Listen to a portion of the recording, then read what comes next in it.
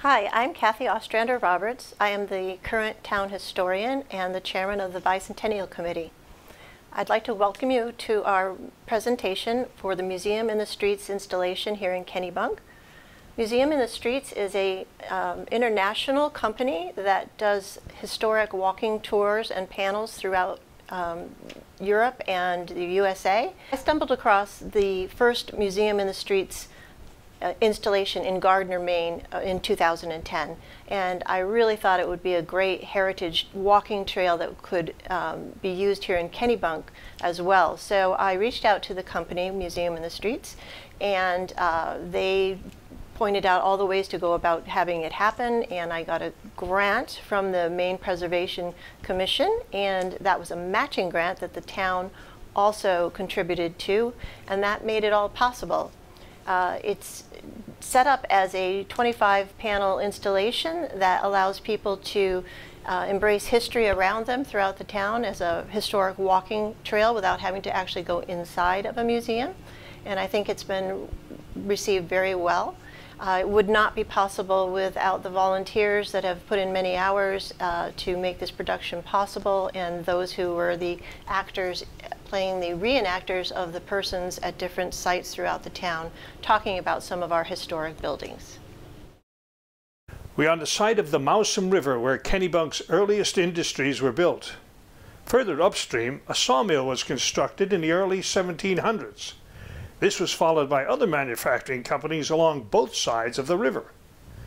At various times throughout the history of Kennebunk, there has been a textile mill, a grist mill, a sash and blind factory, a leatheroid company, a matting company, and 2 shoe companies. There have also been a number of calamities along the banks. Floods washed away the sawmills, and a fire burned the entire 4 corners of Main, Store, and Water Streets in 1903. Each time, industrious individuals rebuilt and created new industries. 2 of the oldest homes in Kennebunk started here on Water Street. No one is really sure when the small gambrel-style home was built, but believed it was in the early 18th century. The home across the street at 28 Water Street began life on Main Street and was built circa 1770 by Theodore Lyman.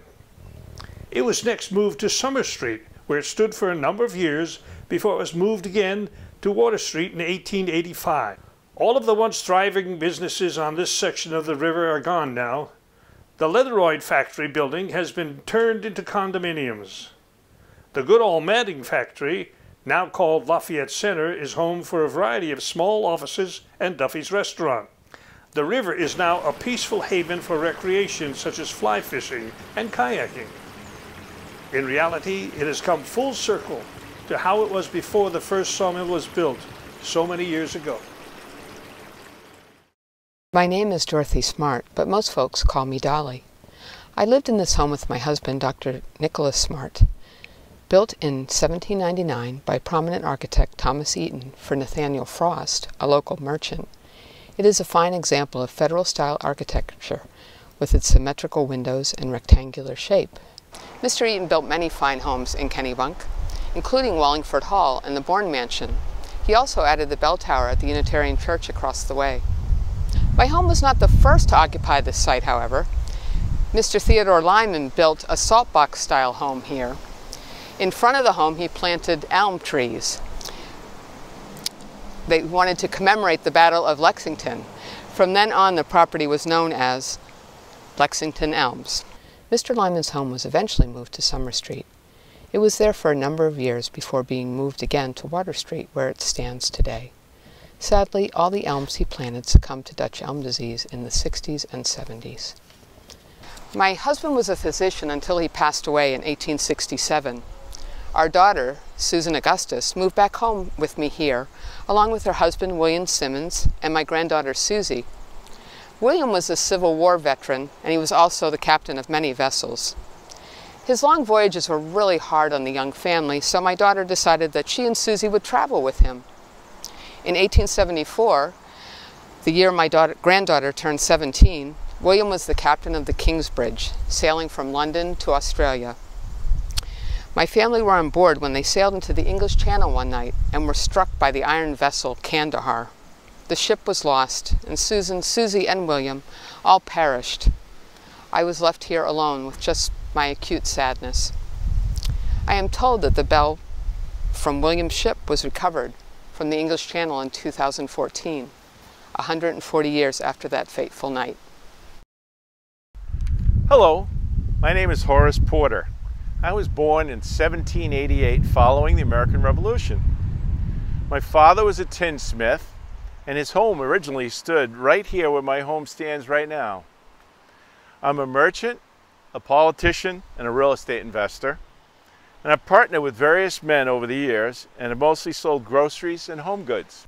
And I've been lucky to have an extremely successful career. I built this home in 1848 at the age of 60. It was built by a local carpenter named Benaiah Littlefield in the Greek Revival style, which is a type of design meant to mimic Greek architecture, especially with the Greek temples and their majestic columns, as you can see. My wife Lavinia and I lived here until my death in 1864 and her death in 1881. Of our 3 children, sadly, Horace L. Porter Jr.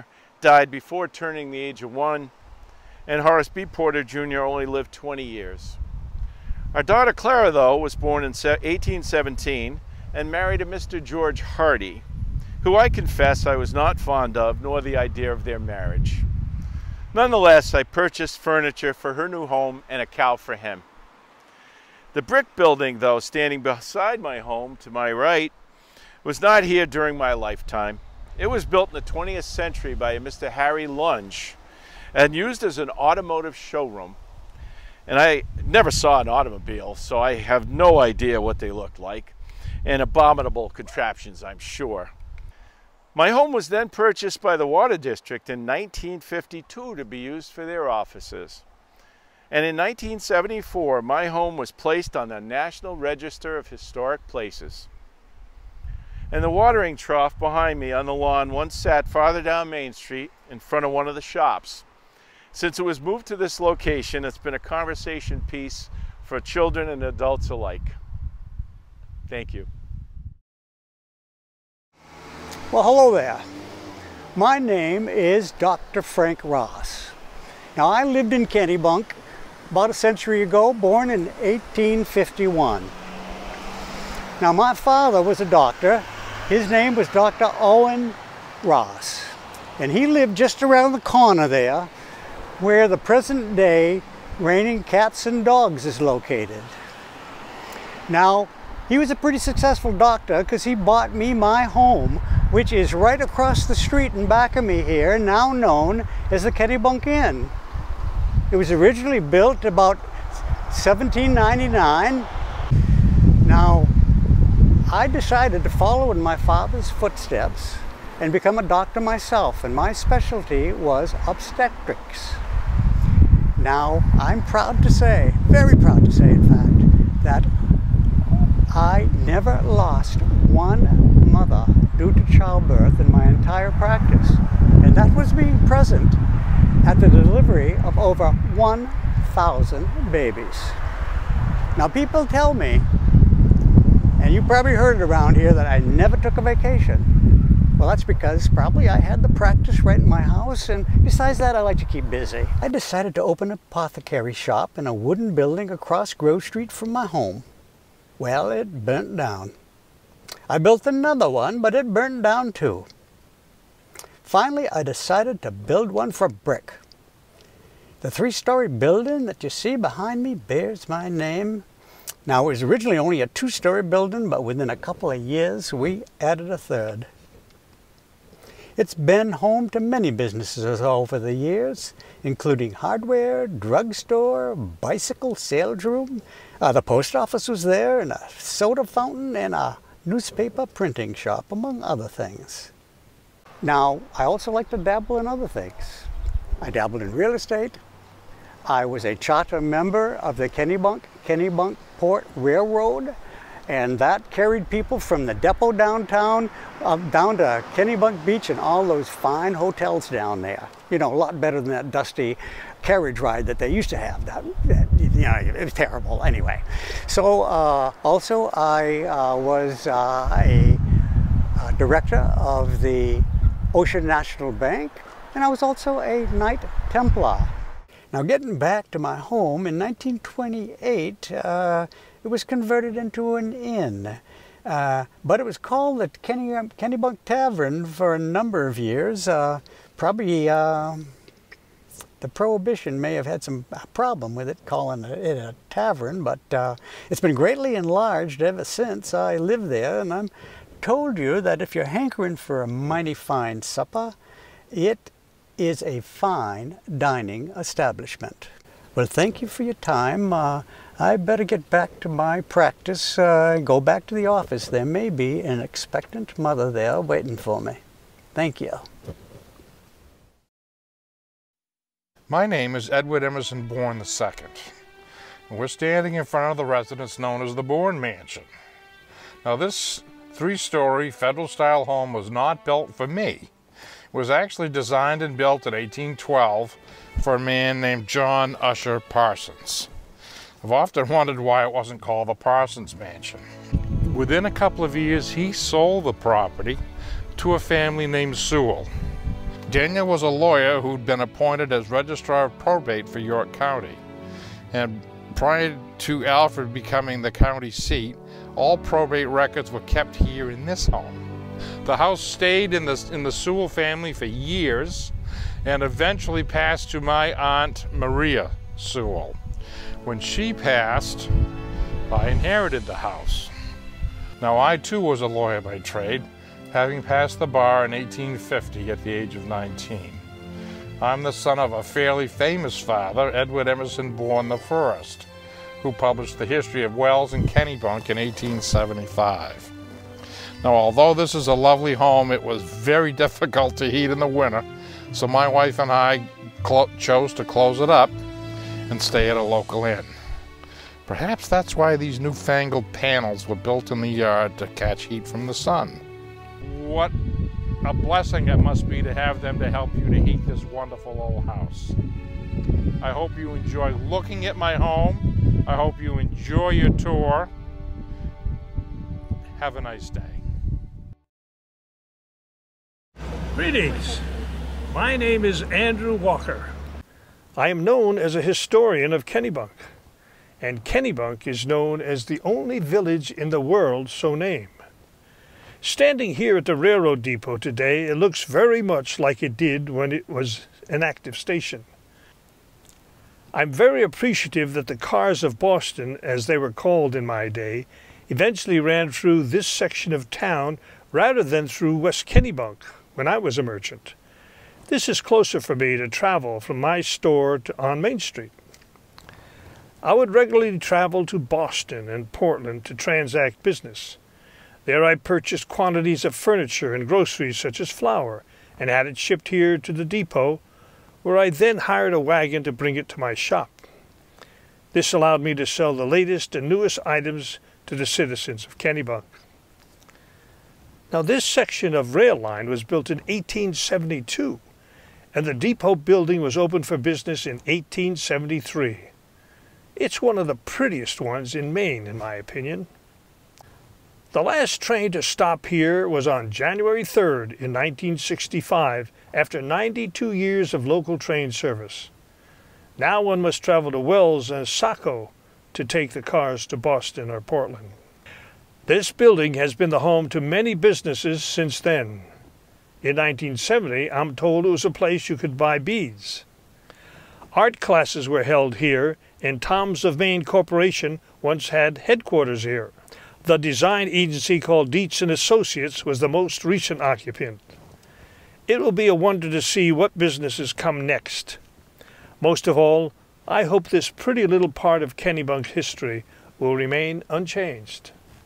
Well, thanks for listening, and have a good day. Good day and welcome, fair citizen, to the George Wise House. The members of this beautiful community have thus named it in honor of my building it back in 1868. The first house that was on this property belonged to my father, Captain Daniel Wise, a businessman in the community and Revolutionary War soldier. At the time of his passing, the house that was here wasn't to my liking. So I hired 40 yoke of oxen to move the house and the L. The house went to Brown Street, and the L went up to West Kennebunk. It must have been quite a sight for 40 yoke of oxen. The house you see before you is an Italian style with a mansard roof, and it was commenced in the same year of 1868. And then when my daughter Mary became betrothed to her future husband, Horatio Moody, we bequeathed the house up the street to her and thus built this house here. It was built in 1868, has 4 rooms in the first floor and 4 rooms on the second floor, and also the cooking and living quarters for house staff in the rear. It was the first house in the community to have central heat. I employed the workmen and shipbuilders from the many shipbuilding firms that dotted the river. There were a total of 26 shipbuilding firms on the river back in the mid-1800s. And when in the winter time, they were not able to work as much, so I was able to employ them here to complete the fine details of the house. There are many details such as the wainscoting inside, the trim, and especially the hidden doors that were built into the house. As I said, this house also has the first central heating system. It was a steam heating system fueled by coal. And I do need to apologize to future generations, a young master Douglas Bibber, who one year had a stocking full of coal from his older brother and father, and it just ruined his Christmas. So to him, I do apologize. Good day. My name is Gertrude Young, and I was born in 1884. And I spent most of my career teaching in the school that you see right behind you. But I didn't go to a school. I went to school at home. My parents were my teachers, because at that time we lived far from the school and there was no way that I could get to school. Until I was in my teens, I went to high school for 3 weeks. And at the end of that 3 weeks, I passed all my exams. So I guess my parents must have done a very good job of teaching me. Now, when I was 15 years old, we moved to Kennebunk. And here in Kennebunk, I also taught piano, and I loved to sing. I had a beautiful singing voice back at that time, and the people at church loved hearing me. But back to school. Now, the school here used to be called the Union Academy. But that first academy burned down, and folks said it was arson, but we'll never know for sure. Now, another school was built here, and wisely, people built that one out of brick. But they didn't build it big enough. So it wasn't very long before that school was too small to accommodate all the children who had come to Kennebunk. And they tore it down. Then they built the Park Street School, which you see behind me today. Now this was a high school. And at this high school, I taught penmanship and art. And of course, penmanship is an art. I taught the children how to make perfect L's, perfect loops, cross their T's just right, and their penmanship was almost as beautiful as mine. Now, in about 1940, we had a new high school in Kennebunk. Out on Fletcher Street it was built. Around the time that the high school was built, I had become engaged at the age of 55. And my fiancé was a minister, Reverend Harold Stevens. I was so looking forward to joining him in New York, where he lived, and I planned on teaching piano and singing with him. And I, as you know, I loved to sing. So I was very, very happy about this situation. And then, tragically, Harold had a nervous breakdown. and that spoiled all my chances. So I was never married, but I did continue on relatively happily in Kennebunk.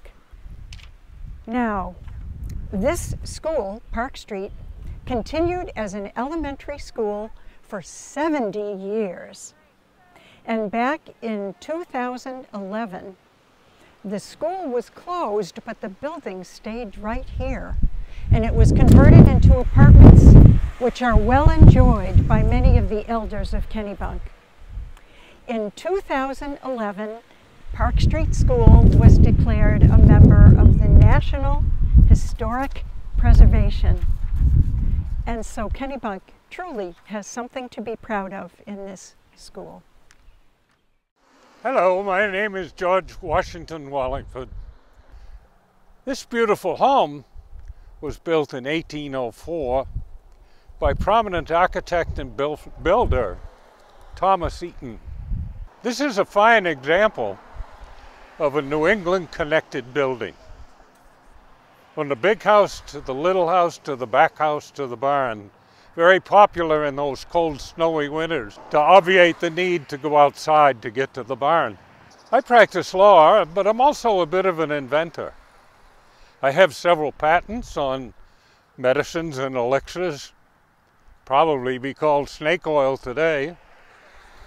One of them was Wellington conditioned powders. I also sold hardware. In the War of 1812, I was paymaster to Maine soldiers headed to the war. In 1817, I led a committee to welcome President James Monroe to Kennebunk. While here, I worked in helping Kennebunk separate from Wells, and also led a committee to help Maine become a state. Both of those events occurred in 1820. My wife, Abigail Chadburn, sadly died a year after delivering our daughter, Elizabeth, seen in this picture next to me. This home remained in my family until 1933. One of the last residents was the well-known architect and historian, William E. Barry. The house is empty now and has not been restored. If I were alive today, I believe it would seem very little changed. The beautiful fireplaces are still there, as well as some original 1804 paint. There are sections of fine French wallpaper, though pretty faded now. The home is not lived in now and is not heated. A modern barn on the far left end is used as a farm store in the summer. Beautiful Wallingford Hall.